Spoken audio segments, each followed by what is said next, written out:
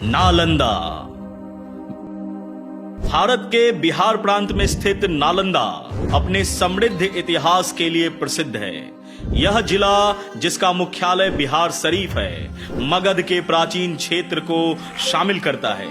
विशेष रूप से नालंदा विश्व प्रसिद्ध नालंदा विश्वविद्यालय के अवशेषों का घर है, जो शिक्षा का प्राचीन केंद्र हुआ करता था और जहां आज भी दूर दूर से विद्वान अध्ययन करने आते हैं। महावीर को नालंदा जिले में स्थित पावापुरी में ज्ञान की प्राप्ति हुई थी। इसके अतिरिक्त बुद्ध के प्रमुख शिष्यों में से एक शारिपुत्र का जन्म भी नालंदा जिले में ही हुआ था। भौगोलिक दृष्टि से नालंदा पूर्व में अस्थामा से लेकर पश्चिम में तेलहारा, दक्षिण में गिरियक और उत्तर में हरनौत तक फैला हुआ है। नालंदा विश्वविद्यालय सहित नालंदा के प्राचीन अवशेष दुनिया भर से पर्यटकों को आकर्षित करते हैं। इस जगह पर विश्वविद्यालय के खंडहर, एक संग्रहालय, नव नालंदा महाविहार और ह्वेनसांग मेमोरियल हॉल शामिल हैं, जो देखने लायक प्रमुख जगहों में हैं। राजगीर, पावापुरी, गया और बोध गया जैसे आसपास के क्षेत्र भी प्रमुख तीर्थ स्थल हैं। यह क्षेत्र बेहद ऐतिहासिक महत्व रखता है, क्योंकि 7वीं शताब्दी के दौरान चीनी यात्री ह्वेनसांग ने यहाँ एक महत्वपूर्ण वर्ष बिताया। भगवान बुद्ध ने सम्राट अशोक को नालंदा में ही शिक्षा दी थी और यहाँ तक कि महावीर ने भी इसी क्षेत्र में निवास किया था। नालंदा का एक विशेष क्षेत्र है राजगीर। यह क्षेत्र बेहद खूबसूरत है। 5 पहाड़ियों से घिरा हुआ यह खूबसूरत क्षेत्र आसपास नहीं बल्कि पूरे विश्व से पर्यटकों को आकर्षित करता है। बिंबिसार के शासन के दौरान बनाए गए गर्म झरनों और चीनी और जापानी मंदिरों सहित कई मंदिरों को प्रदर्शित करता जिले में बिहार शरीफ में जामा मस्जिद भी है, जो एक प्राचीन और विशाल जामा मस्जिद है। राजगीर की बात करें तो यहाँ हाल ही में बिहार सरकार ने विशेष ध्यान दिया है, जिससे दूर दूर से पर्यटक यहाँ खींचे चले आ रहे हैं। हाल ही में शुरू किया गया राजगीर ग्लास ब्रिज पूरी दुनिया में ख्याति प्राप्त कर चुका है। इसके अलावा यहाँ पर वन्य अभ्यारण्य देखने लायक है। कई वन्य अभ्यारण्य से प्रेरित लोग यहाँ दूर दूर से खींचे चले आ रहे हैं।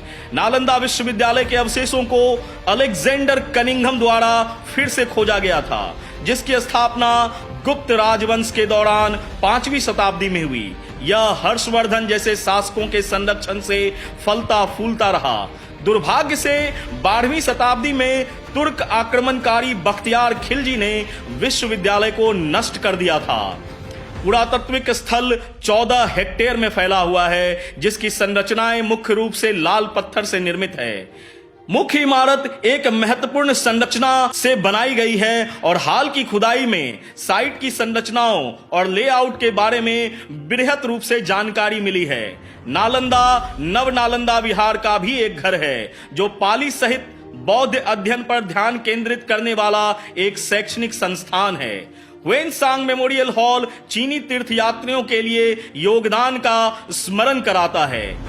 बुद्ध के बेहद करीबी और बेहद प्रिय शिष्य सारिपुत्र, उनका भी जन्म स्थान सिलाओ नालंदा में है, जो कि राजगीर और नालंदा के बीच एक गांव है। लोकप्रिय मिठाई खाजा यहाँ बेहद महत्वपूर्ण मानी जाती है। यहाँ छठ के रूप में बेहद महत्वपूर्ण त्योहार और उत्सव मनाया जाता है, जिसके दौरान एक विशाल मेले का आयोजन होता है, जो तीर्थयात्रियों और आगंतुकों को आकर्षित करता है। परिवहन के विभिन्न साधनों के माध्यम से नालंदा तक पहुंच की सुविधा प्रदान की जाती है। निकटतम हवाई अड्डा पटना है, जो कि जयप्रकाश नारायण हवाई अड्डा से बेहद करीब 89 किलोमीटर की दूरी पर नालंदा मौजूद है। राजगीर में रेलवे स्टेशन एक प्रमुख रेलवे स्टेशन के रूप में कार्य करता है, जो नालंदा को कई शहरों से जोड़ता है।